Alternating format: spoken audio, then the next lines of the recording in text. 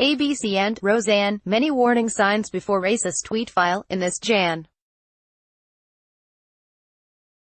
8, 2018, file photo. Roseanne Barr participates in the Roseanne panel during the Disney ABC Television Critics Association Winter Press Tour in Pasadena, Calif.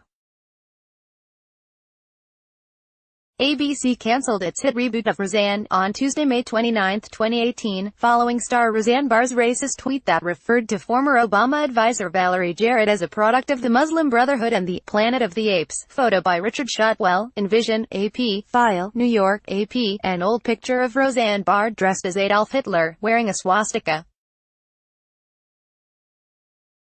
and pulling burnt cookies from an oven, splashed on the front of the New York Daily News Wednesday like a neon sign asking ABC executives, "What were you thinking?"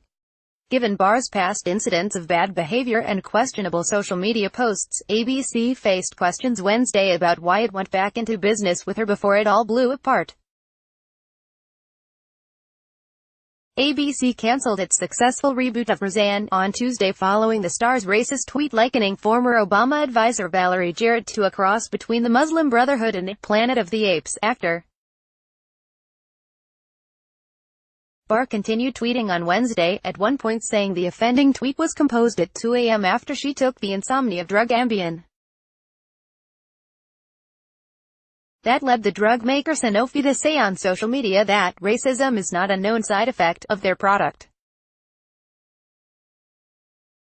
President Donald Trump, noting in a tweet that Robert Iger, CEO of ABC's parent Walt Disney Co., had called Jarrett to apologize, wondered why ABC hadn't apologized for horrible statements made and said about me on ABC. On social media, Barr wrote that what she said was indefensible, then retweeted several statements others made supporting her. She apologized to those who had lost their jobs because of her action, but also condemned cast members who threw her under the bus, in her words. "I'm not a racist, I never was. One stupid joke in a lifetime of fighting for civil rights for all minorities, against networks, studios, at the expense of my nervous system, family, wealth will never be taken from me." Yet many saw a disturbing pattern being followed instead of a joke. Questionable actions date back to a cringe-worthy, crotch-grabbing rendition of the national anthem in 1990, a claim, later recanted, that she was an incest survivor, and the 2009 picture reprinted on the Daily News. Her social media past includes a racist tweet about former National Security Advisor Susan Rice and support for conspiracy theories like Pizzagate. On the same night as her Jarrett tweet, she posted a false claim about Chelsea Clinton that Clinton refuted. ABC executives were not discussing their thought processes on Wednesday. It's clear, though, that Barr's social media habits were a sore point. She told USA Today earlier this year that, "I had to get off social media because everybody's mad at me." In an Adweek article published only 10 days ago, she promised only to talk about what she's for, and not what she's against, when tweeting. Roseanne has said herself that she does not want what she says to overshadow the show in any way, and I do hope that she will continue to be thoughtful about what she shares on social media going forward. ABC Entertainment President Channing Dungey said in the same article. Was ABC's gamble worth the risk to its reputation? Opinion writer Roxanne Gay wrote in the New York Times Wednesday that ABC did the right in canceling Roseanne, but before it did the right thing, it did the wrong thing, she wrote. Everyone involved made a decision to support the show despite its co-creators' racism, Gay wrote. They decided that their career ambitions, or desire to return to network television, or financial interests would best served by looking the other way. It was only when Ms. Barr became an immediate liability that everyone involved finally looked at her racism and dealt with it directly. ABC executives talked shortly after the 2016 election about a need to have more on the network schedule to reflect the point of view that got Trump elected. When Sarah Gilbert began rounding up the old Roseanne cast for a reunion in early 2017, ABC fought Netflix for the rights to show it. The network, indeed all of broadcast television, needed some successful comedies. The rebooted Roseanne, where Barr played a Trump supporter, worked beyond anyone's dreams, logging 25 million viewers for its premiere in March and settling in as television's second most popular comedy after The Big Bang Theory. I tend to be pretty forgiving to people who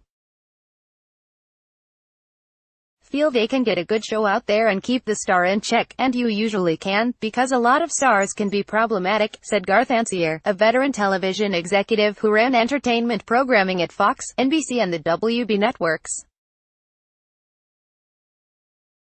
I think it was a reasonable bet to take, and it worked until it didn't, Ancier said. Ted Harbert knows better than most what Dungy and her boss, Ben Sherwood, went through. He was ABC's top programming executive during the first run of Roseanne, in the 1990s. Barr was his headache then. He recalled having to go to her home where she was holed up with Tom Arnold for a few weeks and refusing to work in 1994, and coax her out. This is a person who, left to her own devices, is not totally in control, Harbert said. She has the temperament, and the tendency to go to dark places, that fuels many artists, he said. Social media complicates the efforts of networks to keep stars working and things running smoothly, he said. How do you stop someone who does something like this in the middle of the night, he said. She blows up her own life and that of all those around her. If he were in Dungy's position when the rebooted Roseanne was being considered, mindful that his job is to produce hits, or it won't be his job much longer, Harbert said he probably would have taken several meetings with Barr to figure out how she was doing. He probably would have made the same decision ABC made, he said. Both former executives praised ABC for moving swiftly when presented with Barr's tweet. Ancier said ABC probably had a plan in place for that eventuality, given how quickly the show was erased from network websites. A lot of comics say terrible things, Harbert said. As long as they make us laugh, it's easy to forgive. What Roseanne said was not funny. Copyright 2018 The Associated Press. All rights reserved. This material may not be published, broadcast, written or redistributed. Advertiser content.